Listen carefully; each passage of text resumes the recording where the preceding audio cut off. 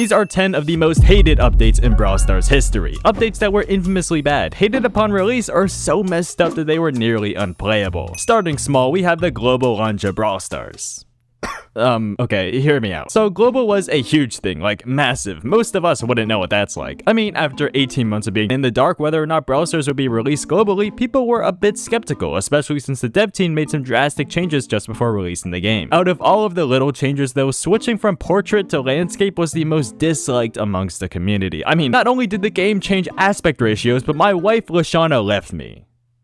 In turn, it also changed how the game would be played, going from tap to move to joysticks. What is this, 1989? We're in the tap age. No one's got time to drag their fingers around. If you search Brawl Stars portrait to landscape Reddit on Google, some of the top results will be people absolutely fiending and frothing at the mouth like that one guy on your dorm floor every Friday night. I'd say it's fair to say people were heated, but amongst the hate posts, millions of others absolutely loved it and still do to this day. The next update was actually really well received, and it was GamerGains, the sponsor of today's video. GamerGains is a platform that lets you earn and compete for real money just by playing Brawl Stars. Getting started is fast and easy. All you have to do is sign up with Discord or Google, connect your game account, and you are ready to start earning. Doing so is as easy as completing daily quests to earn gamer tokens or cash, which can be redeemed instantly to PayPal or Venmo, or used to buy things in a marketplace where you can get gift cards. After purchasing a gift card, the codes are delivered instantly to your email. Easy as that. One of my favorite things GamerGains has to offer is their contests. Contests track your ranked games and put them onto a leaderboard against other players around the world. The thing that really makes GamerGains stand out is the top 100 to 1,000 people get paid every single contest. That's a lot of people. So don't worry, even if you stink like me, then you'll be fine. Luckily for you, signups are now open for an official Tribe Gaming contest which runs through October 11th to November 11th. If you want more of a challenge, use code TRIBE to get 25% off the first month of your pro membership, which unlocks pro challenges, no ads, and pro contests. I've also got a referral code in the description that you can use to get a sign-up bonus. Thank you so much to GamerGains for sponsoring today's video, and let's get back to some bad updates. Season 13 of Brawl Stars wasn't too bad, to be completely honest. We got a couple of fun features like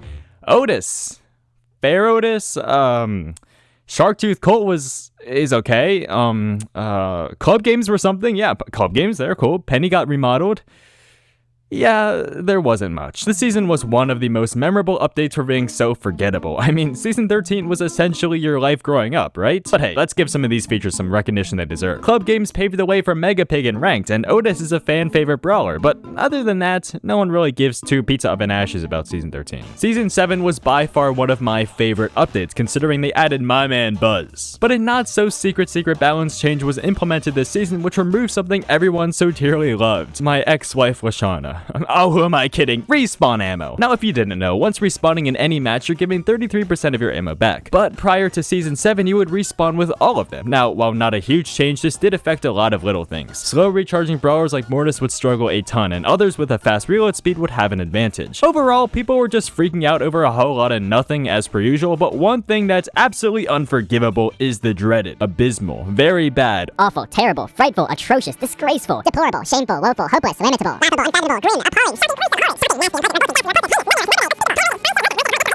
gear updates. I mean, how could they fumble this bag so bad? The fries were there and they all just fell out. The way gears were introduced was horrible, to say the least. First off, gears were locked behind level 10 and 11, which were both introduced at the same exact time. That in itself is bad. Like, imagine if Clash Royale introduced level 16 and 17 tomorrow. It was like that. The gears weren't even the same as the ones we have now. They were completely different. You unlock gear scraps and tokens from boxes. You can then use said scraps and tokens to upgrade more gears and put them onto any brawler you'd like. Each level made the gear stat different. For example, a level 1 resistance gear would lower stuns and slows by 25%, then 30% at level 2 and 35% at level 3, and getting more expensive as the upgrades went higher. The biggest issue with this system was really just that gears were incredibly boring.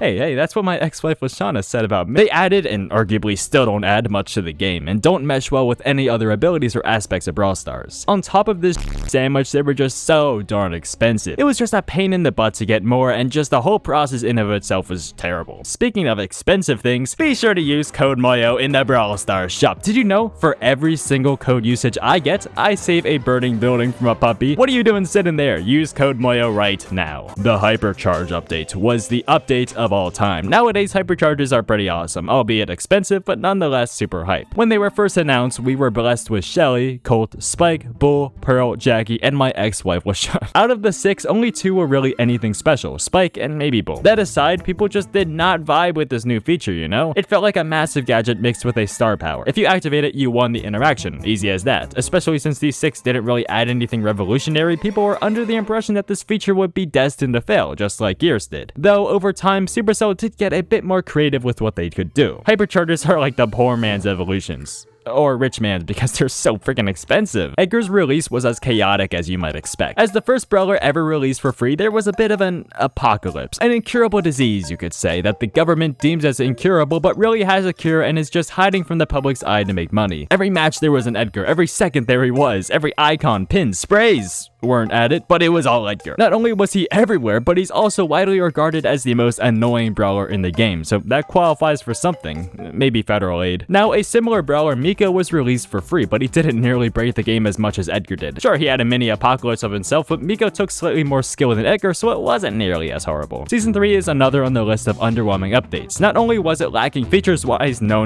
it was the brawler that was released this update. Colette. Oh, what do you mean? Colette is so hot, and Trixie Colette fills my deepest fantasies. No. Not that. Colette on release was genuinely the worst brawler Brawl Stars has ever released. Like, ever. Not only could she not kill a porter, but it was impossible for her to kill any brawler by herself. It was that bad. Since she takes percentages off of enemies hit and her reload speed just wasn't fast enough, brawlers could out-heal her even if she spammed all her attacks. Man, I sure do miss my ex-wife. Mutations. Oh man, mutations. These things were peak. I ain't even gonna lie. If you somehow didn't know, mutations were temporary boosts to brawlers which gave them special mutant abilities. For example, Hank could splatter himself everywhere after getting hit, or Shelly could shoot twice in one shot, Edgar had invisibility, time freeze, and x-ray vision, or even how Rico and Ruffs could completely destroy the game with their main attacks and make it so that no one could ever enjoy the game during this event. Wait, what? Yeah, so it turns out giving brawlers the ability to nearly infinitely bounce shots is a bit OP. Paired with this realization, the new game mode for the event, City Smash, had some glaring bugs and glitches, and some brawlers became ridiculously overpowered in that time. Overall, this event was a ton of fun, but the issues it had soiled the experience for many. Like I did my pants for the next one. The removal of boxes. In all of Brawl Stars history, I think the removal of the beloved Brawl boxes and Mega boxes and Big boxes and Star boxes changed the lives of many around the globe. Half of the community was up in arms for it, while the other half was excited for the new change to come. Oh, who am I kidding? Everyone was skeptical and had no idea if this would actually work or not. On one hand, removing the gambling aspect was pretty nice, even if they kept it in the form of star drops somewhat. On the other hand, it was a massive change. This was the progression system used since beta. It was so hard to adjust, and change is hard, but we really just gotta move on from the past and appreciate what we have now. I miss you, Lashana.